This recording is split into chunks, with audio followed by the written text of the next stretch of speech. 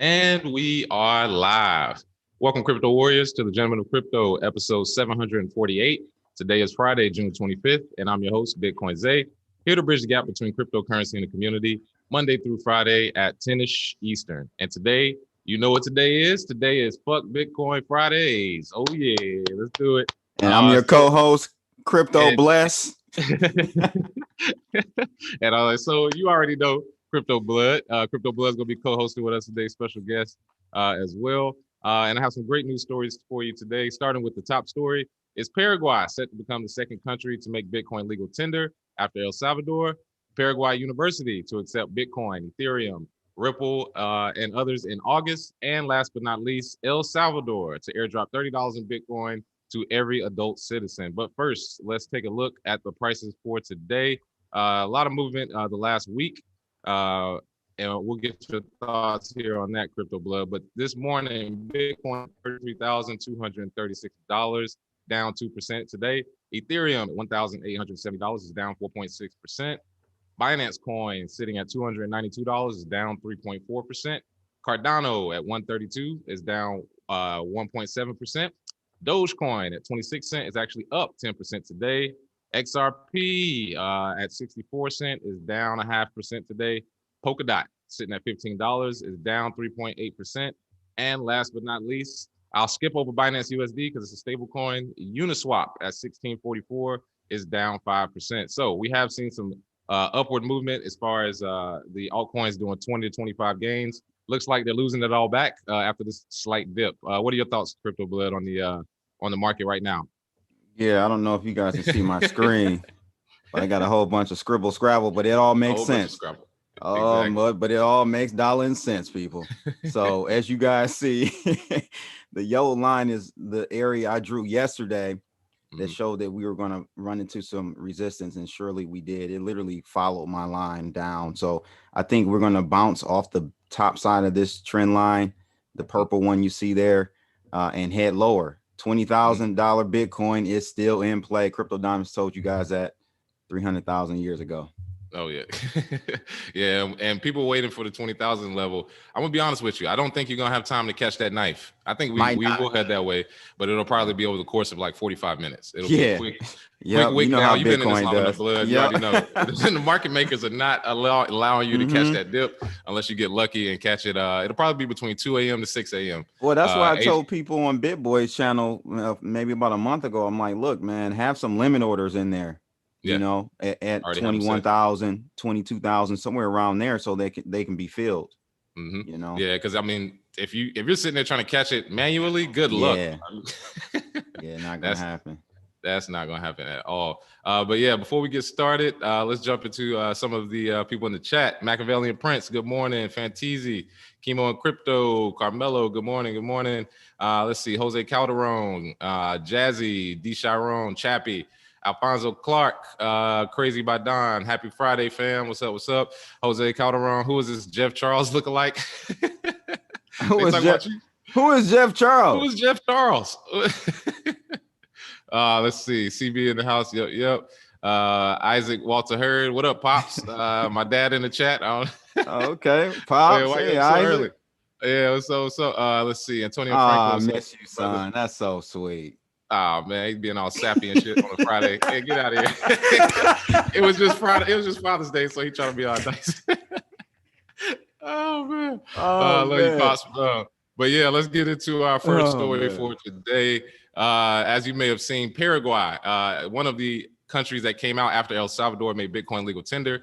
They actually came out in support with their president having the laser raise until 100K. But following El Salvador's landmark vote to adopt Bitcoin as an official currency, another domino in Latin America looks set to fall. The Central American country made history when it voted to make Bitcoin legal tender on June 8th. You all remember us talking about that. Now, lawmaker Carlos Rejala is now leading a bid to implement legislation to make Paraguay the second country to do so. And as you may have seen on Twitter, he actually said one of Paraguay's, this is Paraguay. In July, we legislate. So it seems as though he's submitted the draft. It'll be published July 14th, and it will seek to establish Bitcoin as legal tender, which is crazy because slow at first and then all at once, right? So we have El Salvador take the leap, and then now we have Paraguay. We have a bunch of Latin American countries coming out now. What do you think about that, CV? Do you think Bitcoin as legal tender will work, or do you think they'll probably get squashed by the World Bank or whoever else shows up? IMF and stuff. IMF, it'll work. I'm just very interested to see how the adoption comes from this. I don't know how many people are actually going to use it. I know with El Salvador, they have like a whole educational program. They're trying to get people's awareness up about Bitcoin and stuff. So, we'll see how Paraguay does it. I'm in the camp that, Bitcoin is more of an asset, a digital asset, not so much as a currency. So we'll see how that pans out though, man. Oh yeah. Yeah. And I've always made the argument that we'll see Bitcoin as a currency when it's absolutely needed. And that medium of exchange era, I think that'll take some time. I mean, honestly, people are saying right now, Bitcoin as a currency is great. And I'm like, if you look at the actual transactions, TPS, throughput, and the incentive to spend, it's not even close. And the incentive to spend Bitcoin in America is not the same. Now, when Bitcoin is a currency, you probably won't be interested in like investing in it, right? It'll probably be very stable, at whatever price it is in the future. So it won't be 100 million. Right. I mean, with enough liquidity, you'll see that it'll just be constant growth over time. Because think about it. If you have countries constantly buying Bitcoin, not companies, countries constantly buying Bitcoin to give to their citizens or to keep for their own treasury. I mean, I don't really see any more bull markets after bear markets after 2024, extended bear markets, I should say. So as a currency, I think in places that need it, Paraguay being one of them, we could see that happen a lot faster, especially with Lightning Network doing a lot better. And I know you're not a fan of Lightning, but I've seen a lot of the transactions in Paraguay, it works there. So it's just I'm just saying, man, it's got to get his weight up. It's been a few years, and so I'm just waiting for more activity on the Lightning Network. That's all. Oh yeah, and quick prediction before we go ahead. I saw on Twitter somebody had a bet going.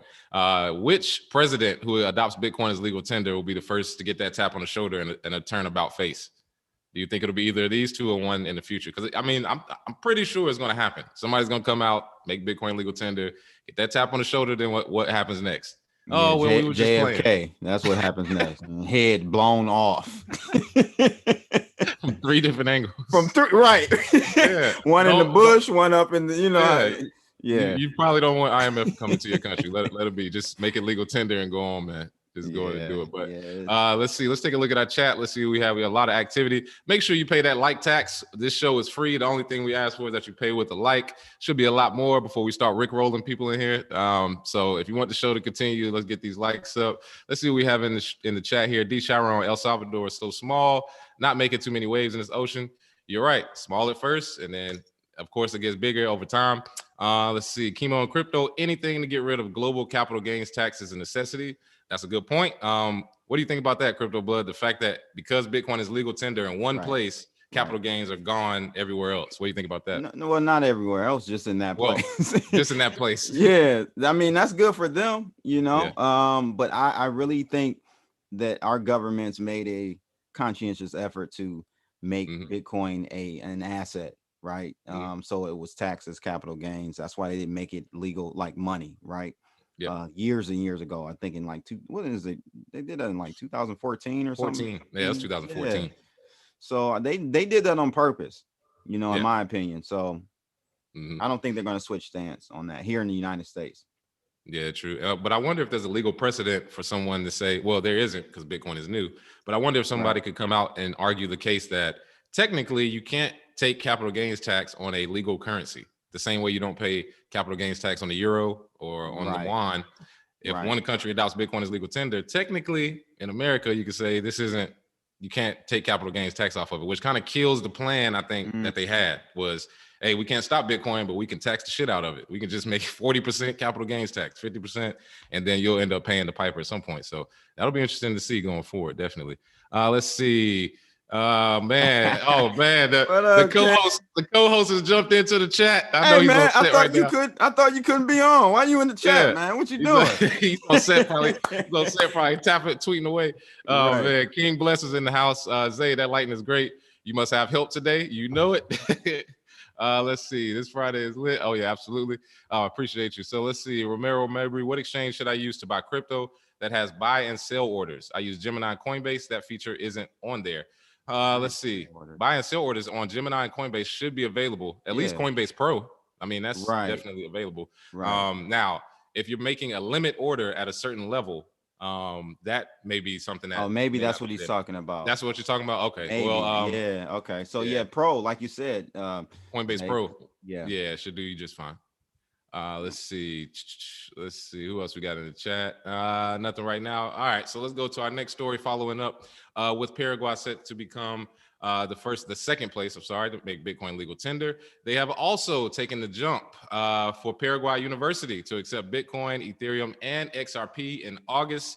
Students at the institutions can pay for degrees and courses using cryptocurrencies when the fall term returns. The Universidad Americana has 17,000 students, 60% of whom study virtually. It plans to accept Bitcoin, Ether and Dash, and XRP as forms of payment. Haven't seen Dash in a little minute. According to Jimenez Aguero, the university's crypto wallet is ready to receive payments. And let me jump back here. Oh man, this is going crazy. Come on, CoinDesk with all the ads. Y'all messing up. Y'all messing up the flow. But they won't activate looking like Boss Up. Y'all got more ads than Boss Up. Exactly. All these ads popping through. Shit, y'all not making enough money. Oh man, now my TV show might be gone. Y'all have enough money. Let's see.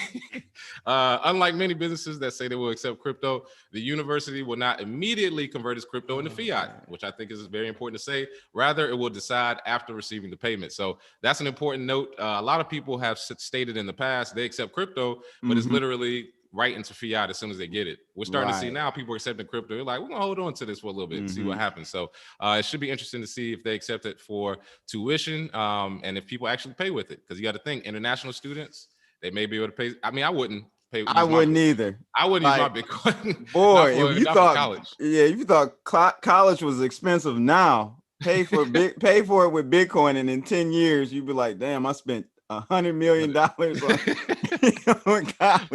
for a humanities degree. What the fuck? So as far as spending it, if you need it, that's the point. Is it should be an option. I think everybody should have the option to spend crypto for sure. Because you never know. For sure.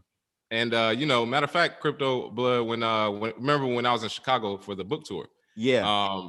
When I saw you out there, the day before, my old bank had actually canceled my card or delayed it. So I actually didn't have any money in Chicago when I first landed. Oh, it's in the second book. The whole story is in the second book. Okay, but I got to get the second because of Bitcoin, I was able to go to ATM, get some cash, make it work, and I actually paid with Bitcoin at this pizza spot. So the whole story is in the second book. But yeah, some people need that second option. And then when you go to countries where they may not be banked. Like I always say, yes, I look at Bitcoin as an asset, but it's wonderful. It's a wonderful technology because you can use it as currency as well. It's a hybrid type of tech stack.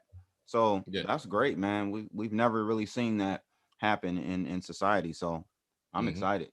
Oh man, tell me about it. I can't wait until it starts becoming more mainstream and we actually stop talking about Bitcoin. Like that's when it's mainstream. Nobody sits here and talks about the wonders of the internet anymore. You know what I mean? Like or the dollar. Sit here, or the dollar. Yeah. Nobody's like, oh yeah, I'm a layer 2 maximalist. What the fuck are you talking about? So once it's popular enough where we stop talking about it, that'll be the good days. All right, let's see what we have in the chat here. Remember, Alec, he's gonna put the link in the chat. Make sure if you want to jump on for Fuck Bitcoin Fridays, argue with me and Crypto Blood, tell us why your shitcoin is better than Bitcoin. Make sure you use that link. We'll start bringing people in here after this last story. And let's see who we have in the chat. Currently, Jams Jetson, I'm not certain that sovereign adoption will counteract volatility and provide market stability. Markets do what they do based on the halving. No matter which country adopts, mines or bans Bitcoin. True indeed. That's exactly why I said after 2024. That's the next halving for Bitcoin. So I think it'll be interesting to see, because if Bitcoin does what I think it will, and the supply gets cut in half, it's going to be very, very tough to get it. And I think people are just going to go crazy with their prices Let's see. Going Bitcoin, Dash is kind of big in Venezuela already. Absolutely. Yeah, that's true. I know Max Kaiser was talking about Dash in Venezuela back in 2015. 415. Yep. Yeah, so it's been there for a little minute. Let's see. Leon Champagne. Making Bitcoin legal tender is a joke, just turning Bitcoin into fiat, money circulating by government force. Well, it looks like Paraguay may be doing it a little different, but again, it remains to be seen. That's the good thing about the blockchain. We can check it at any point and see if they're just buying it and selling it right back into fiat. Let's see. Art Patron, any thought on the attack vector of unlicensed money transmitting businesses? Saw New Orleans prosecutors going after a guy and FUD article on the crypto on strike and lack of licensing. So I think the unlicensed money transmitting business is something that exists, but is not very prevalent. I mean, it's literally, we see like 4 or 5 stories a year. That's nothing, people. And it's always something like 4 million, 10 million. We're not talking about like Alexander Vinnick moving $5 billion worth of Bitcoin back in 2014. That's different. So yeah, we'll see it a little bit because Bitcoin was in a gray area for so long. Some people just went ahead and did it, didn't care about licensing, and then, or maybe circle back later. So we'll probably see that a little bit more. Let's see. Any more comments in the chat? Lawrence Payton, what's up? No keys, no cheese. You know it. Make sure you self-custody your Bitcoin. If you don't own those private keys, you do not own Bitcoin. And there was a story about Robinhood today. I didn't jump into it, but if you're on Robinhood, I just talked to somebody who told me how much Bitcoin they have at the bar. They was bragging. They was like, man, I made so much money off Bitcoin. I was like, oh, really? What wallet do you use? And they were like, Robinhood. And I was like, sorry, my man, you don't actually own any Bitcoin. Best you can do is sell it for cash, which that's not why we're here. So yeah, make sure you get off of that as soon as possible. So that you can actually own your crypto. So let's get into our last story before we start our arguing. I don't think we have anybody jumping in yet. Alec, let us know if anybody jumps in. But our last story before we start getting into the arguments, El Salvador to airdrop $30 to every adult citizen. Oh man, this is crazy. Every Salvadoran adult who downloads the government's Bitcoin wallet app will be eligible for an airdrop of $30 worth of Bitcoin. Now, let me pause right there. This was a great story as far as them adopting Bitcoin, even though they pushed it through without any pushback. A little bit of concern there with Article 7, Article 13 of the actual bill to try and make people use Bitcoins, basically forcing people, you have to accept it. So when they say government's Bitcoin wallet, that kind of comes off kind of weird. This is not why we got Bitcoin, people, so the government can give you a wallet. It's like, no, you want to self-custody. And freeze your wallet whenever they need to. Exactly. Yeah, I don't really rock with that. However, it is a step in the right direction because it is free money. So if somebody's giving you $30, hey, what can you do? The announcement was welcomed by Bitcoiners, with influencers speculating that El Salvador's government will need to purchase the required Bitcoin it intends to distribute, adding more than 100 million and buying pressure on markets. So with on-chain analyst Willie Wu, he tweeted that Bitcoin's global user base will grow by 2.5%. thanks to the influx of 4.5 million Salvadorians. So again, network effect. When you add a lot of people to the network, you have a lot of people who start to buy Bitcoin because they need it. And as a country start to distribute it, this is what we get. So they suggested here on some rough calculations, approximately $195 million worth of Bitcoin will be airdropped across the country. So what do you think about that as far as the airdrop? Do you think it's actually... That's innovative. That's good great for them, but innovative, right? Yeah. Yeah, that's innovative. That's great. You know, we'll probably see more countries do that. I like what El Salvador, they're getting real, I don't know what you want to call it. Like, they're just really going all in on this Bitcoin move. And it seems like fairly quickly. Seems like it came out of nowhere. So that's what's up, man. Airdrops are good. Get people, like I said, I like what El Salvador is doing because they're trying to actually get people to have Bitcoin and use it and educate them on how to use it and how blockchains work and all that. So that's one component that you need to have, I think, if you're going to do that from a sovereign nation perspective. Oh yeah, and somebody pointed out on Twitter, it's also a great way to launder money. If you want to, if you want to launder a couple $100 million, just airdrop it to everybody in the country, and then have the country pay it back later with tax revenue. Yeah, I'm just saying, it's a lot of stuff at play in this market, so anything is possible. But I will say, because it was so quick and it was so direct, it's like it's something underlying here. I think so. We're not getting the whole story. I don't know. I think they're about to run off on the plug, meaning the IMF. I mean, you think they're gonna, they're gonna rug pull the IMF? Let's do it. They were like, we ain't paying that loan, homie. Yeah, well, you better protect your neck. That's all I got to say to the El Salvador president. Because the last time, well, not the last time, but the only country I know that, or one of the only countries, Haiti, they pushed away from the central bank. They did. And as you know, the poorest country in the Western Hemisphere. Yeah, exactly. And that was on purpose. I mean, you just deplete them of resources and then say, oh, just go do it. That's kind of how it happens. And the thing is, when we talk about money and how money works, if you could just print it and then keep it away from other people, that is essentially what we're trying to fix, right? Because anybody in Haiti has access, with internet access, has access to Bitcoin, right? So let's see. Something else I wanted to show here for everybody watching. I said wrong. The El Salvador airdrop. This just goes to show, like you said, very innovative. And they did it, very quickly. June 8th is when they passed this. It's the 25th, and they're already talking about airdrops. But I want people to look at this date, June 18th, 2020, literally a year and a week ago. I wrote this letter to Chairman Stephen Lynch from the Financial Technology Task Force in DC, along with the help from Jason Brett from Forbes. Shout out to Jason. Thanks for the help there. But I actually wrote this letter to show that inclusive banking during the pandemic, using Fed accounts and digital tools to improve delivery of stimulus payments. If you were one of those people to receive a stimulus check, you saw how slow it was. It had to be signed by Trump. It was paper check. It was so inefficient. I mean, it was ridiculous. So I wrote this letter to actually tell them to do exactly that. We should do airdrops, literally right here, using blockchain technology. Different cryptocurrencies have been able to facilitate something called an airdrop. This is a technical term for an instant payout to investors who provide their crypto address. I suggested the FinTech Task Force explore a similar solution for the unbanked. And I'm pretty sure they saw this letter, balled it up, and went Kobe into the trash can. Because and El Salvador picked it out the trash can. Yeah, and took it out and ran with it. Because again, it's like the sheets when they started accepting Bitcoin. Just so happened to be a year after I talked to the regional manager, Coinstar. After I wrote them the email in 2015, well, they ain't gonna 3 years later, man, no credit. They ain't giving me no credit. Yeah, 3 years later, now you can put change in Coinstar and get Bitcoin. And I was like, I wrote that letter 4 years ago. I still might try and find that old email. I might have a suit coming. But yeah, here we go. I wrote about airdrops to the government a year and a week ago, and here we are. Boom, airdrops in El Salvador. What the fuck, US? We got to get over this regulation shit. What is wrong with you all? We could have been doing this. We have the technology. We have the people in place. We have the wallets. We have Cash App. We have Gemini, Coinbase. At the end of the day, it is. The United States is the Federal Reserve and the Treasury. It's all about control, right? So the petrodollar is the world reserve dollar, and bringing Bitcoin into the equation just dilutes their power. Yep. So I don't see it ever happening other than by force, like you said earlier. Oh yeah. I mean, they can force it. I mean, if you've never read, for everybody watching, you probably want to read the book Confessions of an Economic Hitman, one of my favorite books. It'll give you some insight into how these countries actually work, simply because most political thing, and it's just people voting, and that's what makes decisions. No, it's not. That's not what it is. So let's see. We got some comments in here.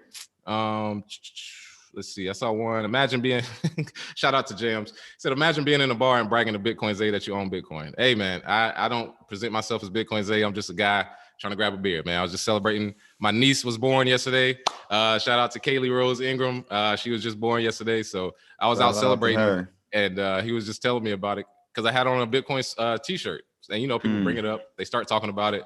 I always act like I just learned about it. So I don't like going to conversation. Because most people don't know what the hell they're talking about. They trying they don't. Yeah, they're like, hey man, buy this new cat token or whatever I got. Right. Like, that shit is garbage. Whatever. Yeah. Oh yeah, let's see. And man, I'm taking a look at the likes. What is going on, people? Let's get these likes up. We got 250 people watching. We only got 135 likes. Let's get those likes up. Pay that like tax, please. Stop lurking and start liking. So let's see. D. Chiron, not shilling coins, but super excited about Silo, decentralized encrypted messaging and crypto wallet. Silo. All right. We may check that out for Talk Shop Live on Sunday. Just take a look at that. What else we got? Lisa Davis, can they take it off the government wallet? I'm interested to know that as well. They should be able to self-custody. The problem is how many people know how to do that. they'll get the government wallet and they'll just say, well, this is all I need, right? So hopefully more people can learn about it. The people at Bitcoin Beach, hopefully they can help and get some people onboarded to self-custody as well. So should be fun. I'm sorry. Oh, I think that was Alan talking to me. I think somebody just. Oh yeah, there we go. Look at this guy. I was like, y'all stalled me out. Y'all about to stall me out. Oh man, look, this guy got the fresh cut, fresh face. That's how you know he's making booty money. Face. I call that the booty face. He got the booty face. I should have brought the laptop. I didn't know I would have the time, but let's get it popping. I got a few minutes. Real quick, what's going on with this Ethereum being lost? Have we covered Ethereum being lost? Oh, that was crazy. What about Ethereum being lost? Go ahead, Blip. No, did y'all talk about the two boys in Africa that ran off on the plug? Yeah, we talked about it yesterday. Yeah, the guys in South Africa ran off with what was it, 6 billion or 6 million, so whatever it was. It was crazy they amount. Did the race. They did the race on them. Yep. How you rug pull a whole country? Jesus. A whole country, and then why it had to be Africa? Why we? I know it had to be South Africa. Damn it! Oh my God! Supposedly somebody also lost some Ethereum. Manu sent me the article yesterday. I didn't get a chance to go through it though. Yeah, somebody lost a bunch of Ethereum. Yeah, the second biggest Ethereum 2.0 staker lost their private keys. Wow. Oh, is that what happened? Oh, yeah. Wow. Lost their private key. I'd be interested to see how many of these lost private keys pop up in a decade. With just, I mean, just honestly, some of these people, how do you lose your private keys? Yeah, I don't know how you delete it. The second biggest staker. Nah. Yeah. Might be an inside job. I think so, man. That was crazy too. Yeah. So, I mean, you should technically see a bump in Ethereum off of that, but I think overall the bear market is kind of not bear market, but the cycle we're in is just pulling everything back down. So FBF, who anybody coming in with the smoke today? No, they don't want nothing. Not yet. I think Jams is on. Oh, get Jams in there. Yeah, Jams, come on, jump on, brother. JG Wentworth. Oh, Crypto Blood, you remember him? Crypto Blood, remember Jam? Oh, he got the baby one. There you go. He got the baby Jams, one. what's up, brother? Yo, good morning, fellas. How y'all living? What's good, going on, man. Bro? Good to see you. Likewise. So you already know what we repping. I can't let a week go by without us pulling on. The Hexicans, stay in the house. Hey, Hex strong. Shout out to Benny Bills in the chat. Shout out to Crypto. Hey, if you ain't getting it tatted, I don't want to hear about it.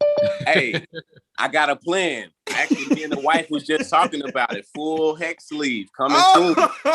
Oh yeah, that's what. If you're gonna do it, go all the way, man. That's what I'm talking about. Yeah, you better be locked in.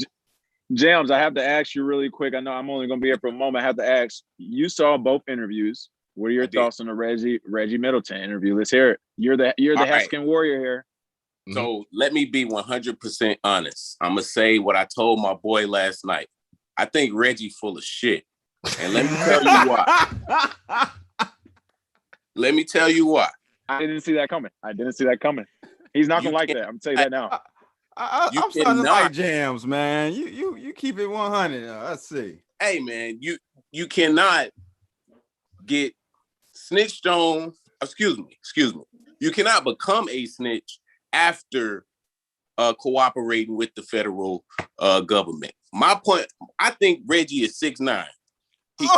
Oh my God. Oh man, Reggie gonna whoop your ass. Listen, Reggie is like a black belt, triple black belt. He gonna whoop your ass, boy. Hey, James, tell him you in the gym too. You got the boxing. Hey, he can come and get it. Hey, do we have a thriller? Do we have a thriller match coming? Let's go, Friday. The debate must have. We gotta get Richard Hart and Reggie in the room. We gotta get them together. But go ahead, James. Explain your point. Explain it, James. Yeah, why? Okay, so my reasoning is, if you're threatening to get the SEC involved on another project, you clout chasing and player hate. If you the daddy of DeFi and want everybody to bow down before you because you own the patents, cool. But we didn't get into decentralized finance to call any man daddy. I got one son. I'm his daddy. Outside of that, I don't know what the hell he talking about. If you actually want to go to court, try to waste your money on lawyers, do so. But don't expect everybody else to bow down to you on ideas that are supposed to be open source and publicly available. Point one. Point two. Reggie, call in too, Reggie. I think he's here to call in as well. Reggie's here. Reggie's in the comments now. Reggie Point two. Perfect. That's you. Oh my God. Hey, I gotta get Reggie on too. We're supposed to do an interview as well, so I gotta get him on. Let him finish. Let him point two. Why do you need to use the federal government that attacked you? I thought we were creating a system separate and distinct, but it seems to me you only want to stay within the system and then use the system after the system attacks you. So, hey, bro, you just bitter. You're mad. Your project failed. You're not a great marketer, and you don't have the community and network effect. If you did, you would be a part of Hex, and hey, you'd have more people supporting your project. But instead, you're wrecked, and you got the feds in your life. So don't put the feds in other people's life. That's I gotta ask you, James. I gotta ask you. So one thing I gotta be clear. He didn't throw the feds at him. He just said it's the security from his due diligence. So I gotta say that it's not like he called the feds to my knowledge. And I've said that too. So the second thing is, what are your thoughts on that comment? Can I respond to that part? I already know how you. I know how you're gonna respond. Well, Reggie came on here to prove that it was a security. At no point did he prove it was a scam. Let's draw a distinction between those two words. And I've told Reggie that I felt like his coin was a security as well. No matter how many times you say it's not a security, doesn't make it not a security. The way it was issued. But security is not analogous with scam, and Reggie refused to draw that distinction. Oh, he's saying that Hex was a scam? Because his project was deemed a security, he wants other projects to be deemed securities also. That's a conflict. And they will be. They may be. It's possible. No, it ain't no maybe, bro. SEC will be coming SEC will call it. Yeah, dude. Ain't no maybe. They build a case and they'll do what they and they have, that's their jurisdiction to do so. But why are you putting them folks in other people's lives just because they're involved in yours? Where I grew up, that's not cool. That's snitch activity. You need to mind your business and stay in your lane. Let me ask you something, James. Let's get specific to the question about the project. When we pointed out, this is what a CD is. I saw in the comment section. And thanks, Reggie. Reggie's in the comments. Thanks for responding to our warriors in those comments. There are those visitors as well. But some people were saying that, hey, this is not the definition of security. Some people are saying this is. So they were going back and forth on that definition. What were your thoughts when we pulled that up, when Reggie said, hey, it says it right there, plain as day, this is security? Do you think after reading that and seeing that, Hex is a security? It's a CD based off those definitions. So, and does that bother you as an investor? No, it doesn't bother me as an investor because I'm not into the definitions of, I'm stepping away from the legal US system that tells me what money I can hold and what money I can't. I feel that I should be able to buy principally whatever I want, own whatever I want, and do with it what I shall. I want to pass. Now, if the US government deeming Hex a security should affect the value of my coin, so what? I still believe in the technology and I still believe in the code. And I still believe that the yield that is being generated, creating more Hex itself, is something that should be implemented on whatever blockchain, and whatever it takes to it not be deemed a security is a good thing. So I think your son. No, it's not going to change my perspective if the U.S. government comes and say, "Hey, this is a security and it's unregistered." Hey, they're crooks, man. I don't care what they do. That part is true. They are. Oh, Reggie's on. Hey, we gotta get Reggie. We gotta get Reggie live. Let's go. Let's get it on. Let's bring him on. Is he ready? Hey, you come get the baby. Yeah, come get the baby because we don't want Reggie to knock the baby out. Oh yeah, Reggie's here. Knock you out. James is representing the Hex community on behalf of the Warriors. He is the man. Hey, the man today. Bring the brother at the comments back. Yeah. I'm not ready. Oh my God. All right, so we'll go Reggie, and then James, you'll get to respond after he finishes. Go ahead, Reggie. You have to be careful because where I'm from, those words carry meaning that he used. So, okay. But you got paperwork. I don't. Oh, he settled with that. Hold for 1 second. I got feedback. Let me cut the YouTube video off. 1 second.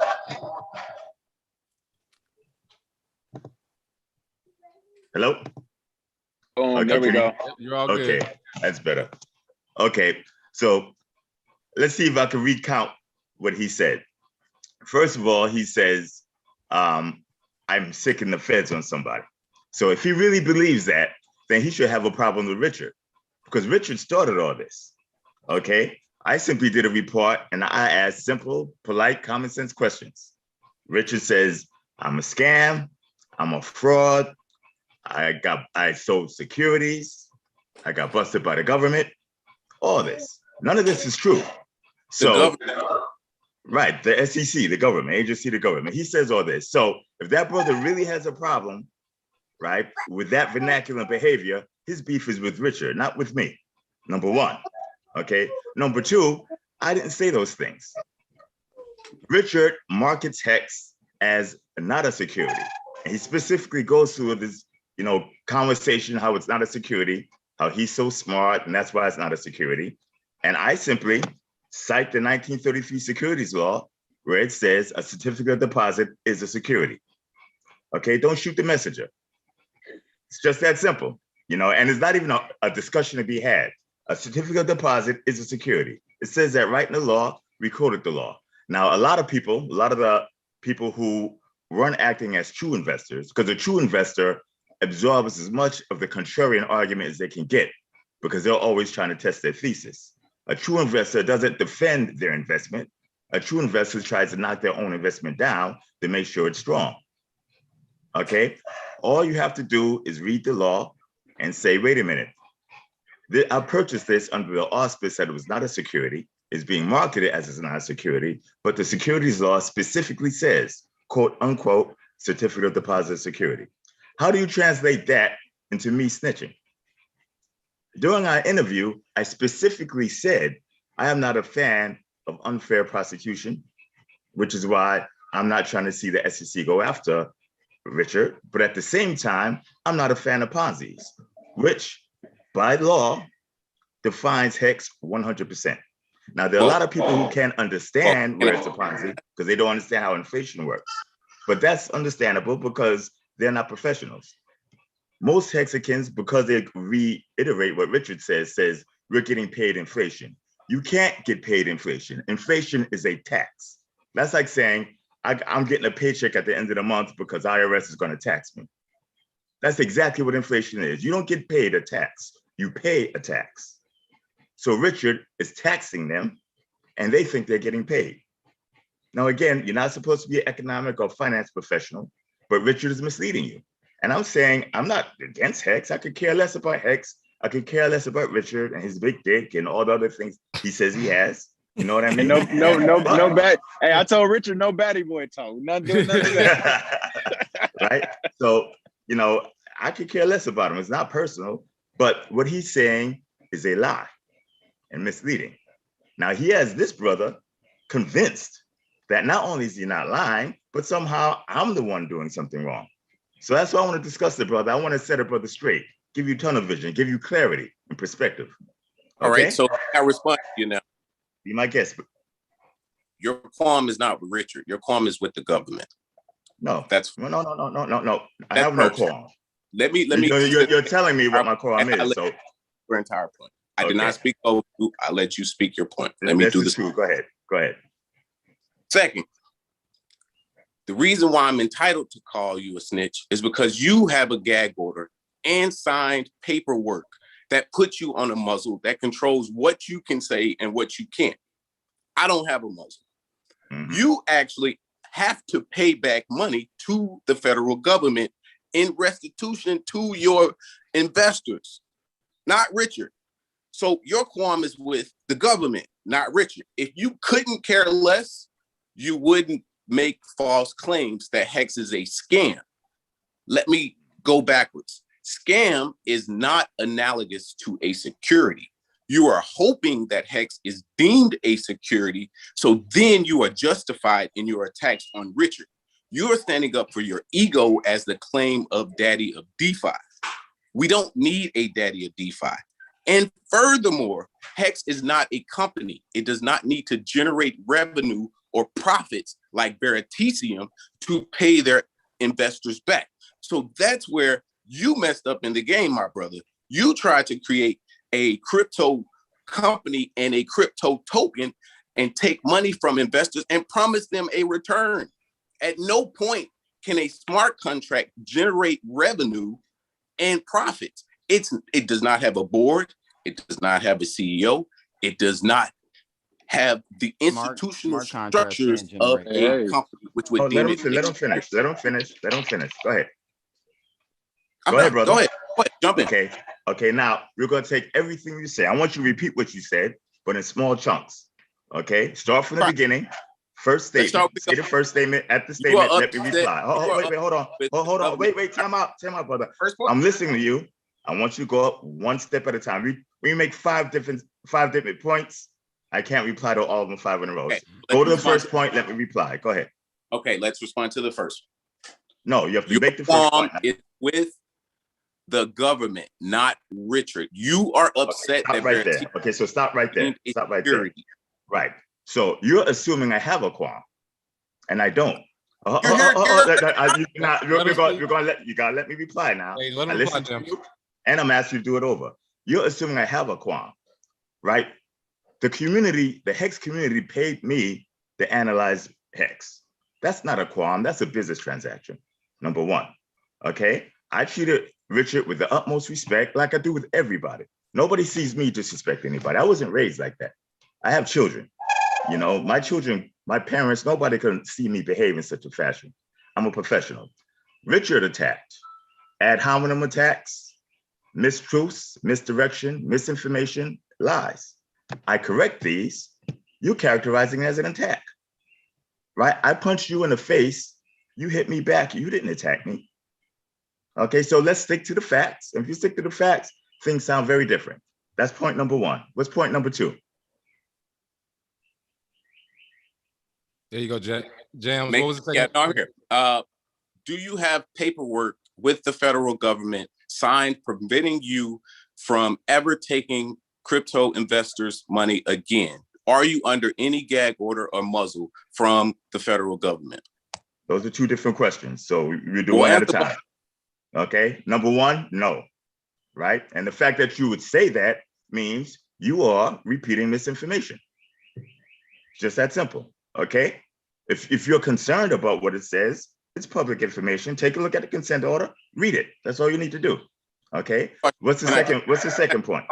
Did you not state in your interview last week that there are certain things you are unable to state due to documents that you are held by? Is that not the accurate information? Certain things are not everything. What you said is not true. It's simply not true. Period. Well, correct me if I'm mistaken. Okay. Well, before I will correct you, but before I correct you, do you not feel a responsibility not to speak out of turn or out of hand? If you don't know if something is true, you should not utter it in public. Correct? Like you calling it and a scam. You have not. No, wait, brother. Let's teach us other respect. I asked you a direct question, and it's a binary question: yes or no. If you are not sure something is true, you should not utter it as a truth in public. Am I correct? That is correct. Stick by your same rule. Say it again. You should hold yourself to that standard because you have not proven that it is a Ponzi nor a scam. You have only suggested that it is a security. That is your only claim to make. So we're going to skip past all the ones we're going to address that immediately. If you read the report, if you listened to the interview, I pulled up multiple case law and precedents that define Ponzi, define pyramid. Those definitions fit Hex to a T. Hex may not be a company, but you don't need a company to be a Ponzi. Right. Okay. A Ponzi. You do need a T. Slow down, brother. One at a time, and I'll give you ample time to talk as long as our hosts allow it. A Ponzi is when you promise something that you cannot deliver, that does not generate revenue internally. So basically, I'm going to give you money. In this case, Hex is the currency. I'm going to give you money, but I'm not making money. But I promise to give you money anyway, which means that money has to come from somewhere else because I'm not making it. So by definition, if Hex does not generate revenue, where does it get revenue to pay somebody else? That is a simple economic question. Okay. The only way Hex can pay somebody. If it doesn't make money, it's to take it from somebody else. Now, inflation, brother. What, brother? You have to have the patience. It seems like you're anxious to talk more so than you're anxious to listen. Equalize your listening anxiety with your speaking anxiety. Okay, so think about it. Daddy a DeFi. I come in, I make no money, unemployed, no inheritance, nothing, not even welfare. But I'm going to go and I'm going to pay your daughter $150,000 a year. You should ask, where's he getting that $150,000 a year from? Just a simple question. Go ahead. The answer is inflation, my brother. That same inflation that you're saying doesn't exist. That's how you get paid. The stakers are paid in inflation. Okay. So a rate of right 3.9%. Okay. So right there, in the interview, right, King Bless gave a definition of inflation. Prices going up while value going down. Inflation is a tax. It's a negative. It's a liability. You're saying, I'm going to get paid with a negative. Inflation is a tax. Think of the IRS, the Internal Revenue Service. Okay. They have income tax, capital gains taxes, et cetera, that they levy on the populace. So you're saying on April 15th, I'm going to make money because I'm getting paid because the IRS is taxing. No, that's a mischaracterization. Did you use the word inflation? I did, and you are mischaracterizing. You're getting paid inflation? You are redefining inflation as a tax. No. Okay, now I'm going to pull the rank here. It's a wealth transfer. I have a very, very strong background in finance and investment. I have a track record. Hey, crypto, I don't need no game banking over here. I can hold my own. I got a nice background too. 2 degrees. Okay. I'm corporate finance. Okay, I hear you. Okay, so it's cool. I mean, in all due respect, love degrees and all that. Okay, but a lot of the people with a lot of these degrees who gave Bear Stearns an investment grade rating, and Lehman Brothers and Journal Growth Properties, and Greece and Ireland, the EU in general, right? I blew them all out repetitively and consistently, and still do it. That's why that patent on DeFi that you mentioned, that patent was filed in 2014 before Ethereum was invented. Okay, I do know what I'm talking about. So when you tell me I am incorrectly characterizing a very, very basic economic statement, you know, it's unlikely. It's possible, but it's unlikely. So in that remote possibility, one second, in that remote possibility, I'll walk you through it. You tell me, what is your definition of inflation? I can't hear you. You're muted. So in the context where we are talking about how the staker class are being paid, let's first understand that only of the hex circulating supply is staked. And there is an inverse relationship between the percentage of the circulating supply that is staked and the percentage of APY that is paid out. An inverse relationship. You speak as if the inflation is paid out is stagnant. The APY is a stagnant 40% to every person who stakes. That is mischaracterization and incorrect information. So Jams, are you gonna answer it? Are you gonna answer his question though? Yeah, what's your definition of inflation? He just left. Oh, I think it went out. Well, maybe we can get him back on. Maybe we can get him back on. Let me address what he said, just to, for the sake of edification. Okay, what he said characterizes hex as a Ponzi, because if it's an inverse relationship or correlation between those who stake and the general hex floating supply, then those who stake get a higher APY. Where does that higher APY come from? Those who didn't stake. Yeah. Ponzi. That is the definition of a Ponzi. When one group takes capital from another group without the group in general making money.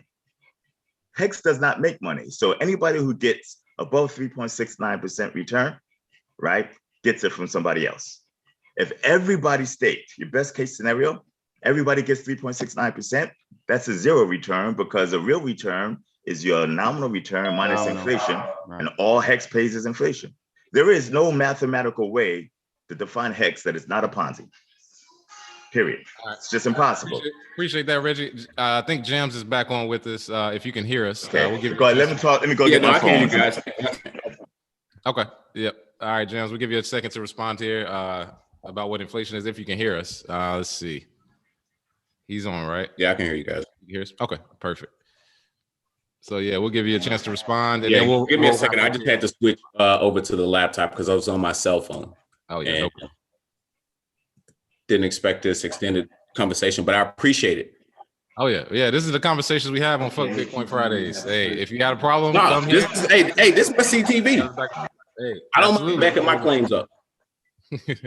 Man, this video. Yep. And Reggie had to step away for a second. So, whenever you all set, you can respond. What is your definition of inflation in the context of HEX? No, not in the context of HEX. But this is what we're discussing. So I don't want to talk about other topics that honestly don't. Well, what Reggie is trying to figure out is if you conceptually understand what inflation really is. So that's why he asked directly what inflation is. This is Reggie's misunderstanding. Hey, Reggie, you're not my daddy. You don't get to tell me what I know and what I don't know. And you don't get to sit from a place of better than because I am the daddy of DeFi. Your patents haven't been approved. If they were, you would be able to sue Ethereum. So guess what, buddy? There's new kids on the block who are going to challenge your claims and don't have to prove shit to you. And if you don't like it, guess what? That's why we have decentralized finance, to tell you we don't care. Okay, so freeze right there. Right? Remember our discussion on misinformation.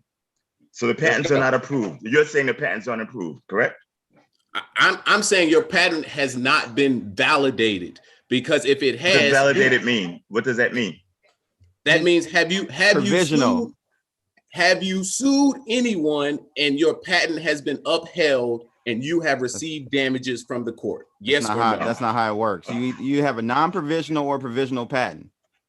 But I understand that he has the patent, but have you actually filed a suit in court and had your patent upheld against another entity for infringing on your IP? So yes, here, let me see if I could close that and get back to the original statement, because you're talking. I think you're putting a motion in there saying I'm not your daddy. I'm going to answer. I don't remember discussing being your daddy. Okay. Only thing I remember discussing was clearing up misinformation coming out of you and asking you what you felt inflation was. This is not telling you anything. I asked you a question, which, may I add, you have yet to answer, but I'm sure you are forthwith, correct? So I'm not saying you're daddy. If I invented something, right, you should give me the credit of inventing it. I don't see you arguing with Vitalik, talk about you're not my daddy because you invented Ethereum. Right? I came up with the idea of decentralized finance before everybody else that I can find. I patented it, right? I did this a year and a half before Ethereum was born. Okay, so why is it that you feel that I need to prove X, Y, and Z, and you say you're not my daddy? What's different between me and Vitalik? What's the difference? A few of us might know the difference, but I have my suspicions, but I'm gonna let you tell me, what's the difference between me and Vitalik, besides the fact I'm 40 years older than he is? Ego. You have on your Twitter, daddy of DeFi. I have that on my Twitter. Is that more misinformation? I'm the daddy of DeFi. I tell you what. Let's go to the Twitter, and if it doesn't say I'm the daddy of DeFi, right? You filed this conversation. When did you take it off? 2 days ago? Why would I, brother? Has anybody ever heard me speak in such a fashion, even use the word daddy? Hey, Jams, man, you following the catfish account of Reggie, man. You got it all wrong. Let's take a look. Let's take a look here. Let's see. Let me make sure the right profile. Is this you, Reggie? That's me, the handsome brother to the left. Patented founder of DeFi. Predicted many market crashes. I don't see daddy of DeFi there. So, hey, Reggie, maybe on a fake account. Okay. It's okay. He cleaned it up. It's good. Okay, so this is important because honestly, come on, Jam. There's a certain group in America that is definitely clean that up, but it's disaffected and discriminated against significantly. Yep. Right. I'm a member of this group. I'm never gonna name the group, but I'm a member of it. Yep. Fight every day. Have to work 4 times as much to get half the credit. You ain't lying. The last thing we need is to be doing that to each other. The last thing. Okay. So if you're not going to run up to Vitalik and say you didn't invent Ethereum, then a year and a half before Ethereum is invented, I invent DeFi. Why are you giving me a problem? If I did do these things, more power to you. Take it down. But don't make it up and don't spread misinformation, because that is exactly what you are doing right now. Hold on, my brother. Let's not make this about one black man against another black man first. I didn't say anything about one black man, another black man. I didn't say that. This is about spreading misinformation. One second, Reggie. Let's let James get ahead. Let's let James. Okay. That's my first point. Don't make this one brother against another brother. Second, it's not about devaluing your contributions to crypto. I appreciate somebody's whose shoulders I can stand upon, but I also do not have to bow down or even accept that you are the only contributor, or even that your project was not a scam when the government has stated that it is. So I feel you have bitterness derived from the lack of credit you have received from others and the lack of acknowledgement that you receive. And then you feel that you need to vindicate yourself because you have been attacked by the institutions and the government too. So my brother, yes, you have been wrong, but that does not give you the grounds to go after others and make fictitious claims of Ponzi. But do you recall that Richard did that first to him though? That's Richard did that. Richard threw the first blow by calling and third blow, actually. Say what? Yes, yeah, he did that too. Yeah, he did that. Richard threw the first, second, and third blow. Yeah, bro. So you defending the dude. Well, can I respond to that? Is your project not a scam? Did your investors not lose money? Listen. Scam and lose money are two different things. Not the same. Okay. If it's a scam, wait, we're gonna walk through this. Let Reggie answer here, Jams, and then we're gonna level set, and then we'll get to a conclusion here. Okay, so someone says that I'm a fake. I say I'm gonna get whatever patent. I'm not gonna get it. If the patent is issued, that's not a state. Is that a true statement? I'm not even gonna state whether it's true or not. I'm just gonna pose the question to you. True statement. Okay, well then that's the answer to your question. I'm not saying it's false or wrong. Here's a fact, here's an allegation. I let you figure it out on your own. Notice everything that you said since I've came here has been false. You have not made one true statement to me about Richard or about me. You asked about the Ponzi. I told you where to get the law. You read through the law and compare that to what you know about Hex. You tell me if those laws define Hex. Okay, Ponzi and pyramid. Hex has a slight difference. Hex has a slight difference in that it's decentralized, and those laws weren't designed to describe a decentralized Ponzi or pyramid, but it is, and it's really, really simple. Hex does not generate money, yet Hex is telling people you will make money. You can't make money without money being made. Work has to be done. Excuse me. What? Mm-hmm. All right, so Jams, we're gonna get to a conclusion here. It doesn't look like there's gonna be an agreement, which is fine. This is what finance is not about. Looking for agreement, just looking for straighten out misinformation. Yeah, that's what I'm saying. Just do what you want. Yeah, we just want to make sure we don't get any misinformation out. So I want to thank both Jams, both Reggie for coming on, stating your points. Like I said, this is what Fuck Bitcoin Fridays is about. You come on. I would like Jam to get the last word. I want to hear. And I was gonna say, and I'll let Jams get the last word to finish out here, and then we'll move forward. So Jams, let me put a disclaimer in. You know, I'm in Brooklyn. I have a heavy voice. I have a lot of passion. A lot of times when you see me on YouTube, I purposely stuff it back in, so you see a very calm demeanor. I'm always polite and professional, never disrespect. But I get a little energy. You know, it's New York in me. So, you know, don't think of it as aggression. Think of it as love and passion. Okay. Yeah. It's something in the water. All right, Jams. Jams, you got the last word, and then we'll move forward. Yep. Just because I speak strong I got emotion. I'm passionate. Doesn't mean it's anger or ill will towards you. Best of luck with Veritasium and the rest. I don't want the feds involved in anybody's life, so that's you or anybody else. This is the last word, though. Hex has operated perfectly since launch. Hex has 100% uptime. Crypto was invented to remove middlemen, the need to trust other people with your money. Math is more trustworthy. Hex fulfills that. Hex doesn't have management, no expectation of work from others. Individual users mint their own coins into existence. Understanding Hex helps you understand Bitcoin. Okay, well, I said no. All right. Ethereum has 100% uptime, not Hex. Okay, so Hex is an app on Ethereum. Ethereum has 100% uptime. If Hex doesn't have management, who's buying all these ads? Okay, you got to think it through, right? And all we these can, and like I ads said, in we can the go soccer back and forth. stadium and all that. Reggie, Hex has management.